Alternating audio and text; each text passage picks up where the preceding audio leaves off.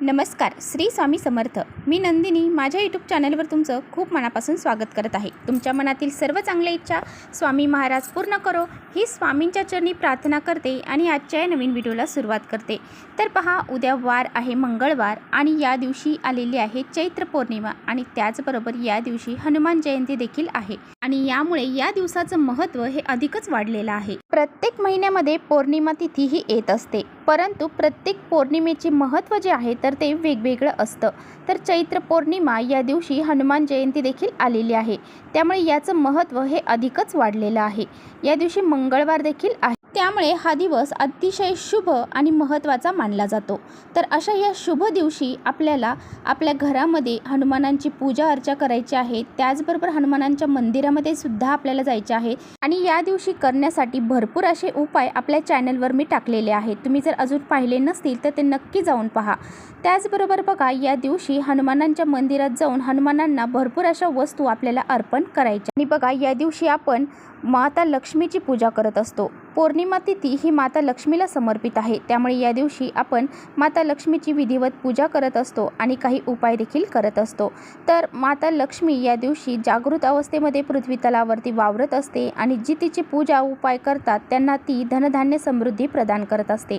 त्यामुळे आपल्याला पहा, काही उपाय आपल्या मुलांसाठी करायचे आहेत.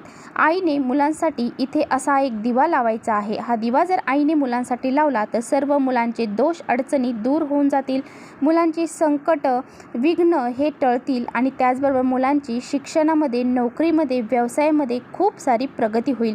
असा हा अत्यंत प्रभावशाली उपाय आपल्याला उद्या करायचा आहे आणि हा उपाय कसा करायचा आहे याबद्दल आजच्या व्हिडिओमध्ये आपण जाणून घेणार आहोत. त्यामुळे व्हिडिओ कुठे स्किप न करता शेवटपर्यंत नक्की बघा, जेणेकरून तुमच्यापर्यंत योग्य ती माहिती पोहोचेल. आपल्या चॅनलवर तुम्ही नवीन असाल तर चॅनलला लगेच सबस्क्राईब करा आणि असेच माहितीपूर्ण व्हिडिओ पाहण्यासाठी बेल आयकॉनलाही प्रेस करा, म्हणजे मी जेव्हा नवीन व्हिडिओ अपलोड करेन त्याचं नोटिफिकेशन सर्वात अगोदर तुम्हाला भेटेल आणि तुम्ही एकही व्हिडिओ मिस करणार नाही. आणि त्याचबरोबर कमेंट्समध्ये श्री स्वामी समर्थ लिहायला अजिबात विसरू नका. बघा, हा जो उपाय मी तुम्हाला सांगणार आहे तर तो मुलांसाठी का करायचा आहे. तर बघा, मुलं ही खूप हट्टीपणा करतात, चिडचिडेपणा करतात, सांगितलेलं ऐकत नाही. मुलं हे नेहमी वारंवार आजारी पडत असतील. त्याचबरोबर मुलांना कोणतेही काम करायला गेले त्यामध्ये यश प्राप्त होत नसेल, मुलांच्या इच्छा पूर्ण होत नसतील. त्याचबरोबर काही मोठे मुलंसुद्धा असे असतात की त्यांना खूप कष्ट मेहनत करूनसुद्धा नोकरी प्राप्त होत नाही. म्हणजे भरपूर सारी डिग्री त्यांनी घेतलेली आहे, खूप सारं शिक्षण त्यांचं झालेलं आहे, परंतु त्यांना योग्य ती नोकरी प्राप्त होत नाही आणि नोकरी जरी प्राप्त झाली तर त्यामधून जो मोबदला मिळतो तो मोबदला त्यांना त्यांच्या डिग्रीनुसार मिळत नाही. तर अशा बऱ्याचशा समस्या मुलांमध्ये सुद्धा जाणवतात आणि आपल्याला चांगली नोकरी प्राप्त होण्यासाठी सुद्धा हा उपाय जो आहे ना तर तो पौर्णिमेच्या दिवशी केला जातो.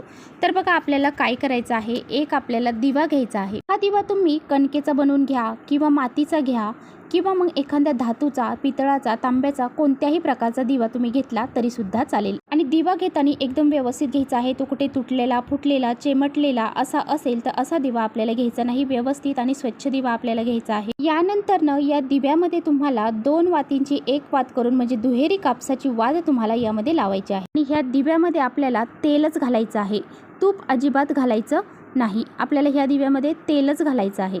तर ह्या दिव्यामध्ये बघा, आपल्याला 7 धने जे असतात, आपण मसाल्यामध्ये धने वापरतो, ते धने आपल्याला 7 आहेत ते त्या दिव्यामध्ये टाकायचे आहे. आणि बघा, आपल्याला काय करायचं आहे, एक ताटामध्ये हा दिवा घ्यायचा आहे आणि एक गंध तयार करायचा, कुंकवाचा थोडासा गंध तयार करायचा आहे आणि आपल्या मुलाला आपल्याला चंद्रप्रकाशामध्ये बसवायचं आहे. मग चंद्रप्रकाशामध्ये बसवल्यावर पूर्व पश्चिम आपल्याला बसवायचं आहे आणि त्याखाली आसन आपल्याला टाकायचं आहे. असंच आपल्याला बसवायचं नाही किंवा मग खुर्चीवर तुम्ही बसू शकता. त्याचबरोबर तो जो टिळक आहे तर तो कुंकवाचा टिळक त्यांना आपल्याला त्या चंद्रप्रकाशामध्येच मुलांना लावायचा आहे. अक्षता त्यावरती लावायच्या आहेत आणि त्यानंतर ह्या दिव्याने मुलांना आपल्याला ओवाळायचं आहे.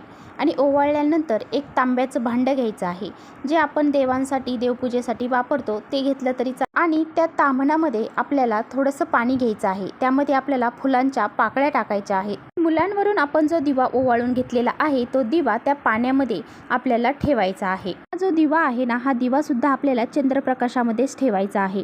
तुमचं टेरेस असेल तर टेरेसवर ठेवू शकता, बाल्कनी असेल तर बाल्कनीमध्ये ठेवू शकता। जिथे तुमचा चंद्रप्रकाश येईल त्या ठिकाणी तुम्हाला हा दिवा ठेवायचा। आणि नंतर आपल्याला चंद्रप्रकाशात हा दिवा ठेवल्यानंतर आपल्याला चंद्रदेवांना प्रार्थना करायची आहे।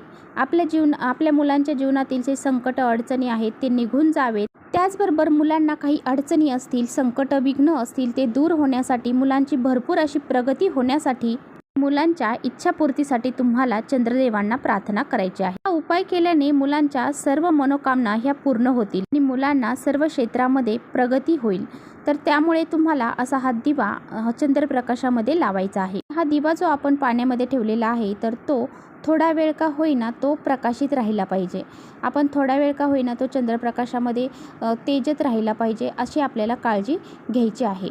5 मिनिटं तरी तो दिवा तिथे प्रज्वलित राहिला पाहिजे। जरी तो दिवा विझला तरी तुम्ही तो परत प्रज्वलित करू शकता आणि नाही केला तरी सुद्धा चालेल, परंतु तो 5 मिनिटं का होईना चंद्रप्रकाशामध्ये तेवत राहिला पाहिजे। तर पहा, पौर्णिमेच्या दिवशी माता लक्ष्मी आणि चंद्रदेवता हे जागृत अवस्थेमध्ये पृथ्वी तलावरती येत असतात। अशा वेळी जेव्हा आपण त्यांचे उपाय करतो ना, तेव्हा त्यांचा आशीर्वाद हा आपल्याला मिळत असतो। आपल्या मुलांच्या भवितव्यासाठी जर आपण असा हा एक उपाय केला तर मुलांना नक्कीच त्याचा फायदा हा होईल। असा हा उपाय आपण फक्त पौर्णिमेलाच करू शकतो, इतर वेळेस हा उपाय आपण करू शकत नाही। आता बघा, बाहेर दिवा ठेवल्यामुळे जर तो विझत असेल, थोडा वेळ का होईना आपल्याला तिथे ठेवायचा आहे आणि नंतर तो जर विझत असेल तर तो आपल्याला आपल्या देवघरामध्ये उचलून आणायचा आहे आणि माता लक्ष्मीच्या फोटोसमोर ठेवायचा आहे। तर ह्या दुसऱ्या दिवशी काय करायचं आहे, त्या दुसऱ्या दिवशी त्या दिव्यामधले जे धणे आहेत तर ते आपल्याला निर्माल्यामध्ये टाकून द्यायचे आहेत आणि तो दिवा स्वच्छ करून परत वापरायचा आहे। आता बघा, आपल्या घरामध्ये जर 2 मुलं असतील तर 2 दिवे घ्यायचे का, तर अजिबात नाही। एकच दिवा हा तुम्ही दोन्ही मुलांवरून उतरवू शकता, म्हणजे मुलांना ओवाळून घ्यायचा आहे। तर पहा, अगदी लहानातील लहान मुलांपासून ते मोठ्यांपर्यंत तुम्हाला हा उपाय करायचा आहे।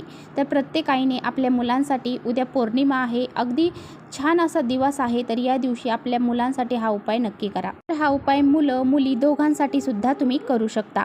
मुलं बाहेरगावी शिकायला असतील तर मुलांचा फोटो असेल तर फोटोंवरून हा दिवा ओवाळून घ्यायचा आहे आणि सांगितल्या पद्धतीने तुम्हाला करायचा आहे। बघा, ओवाळायचा कसा, घड्याळाचा काटा जसा फिरतो, मुलांचं औक्षण आपण जसं करतो त्या पद्धतीने गोलाकार पद्धतीने त्यांच्यावरतून ओवाळायचा आहे। आणि हा दिवा तुम्हाला 3 वेळा ओवाळून घ्यायचा आहे आणि अशा पद्धतीने हा तामणामध्ये तुम्हाला ठेवायचा आहे।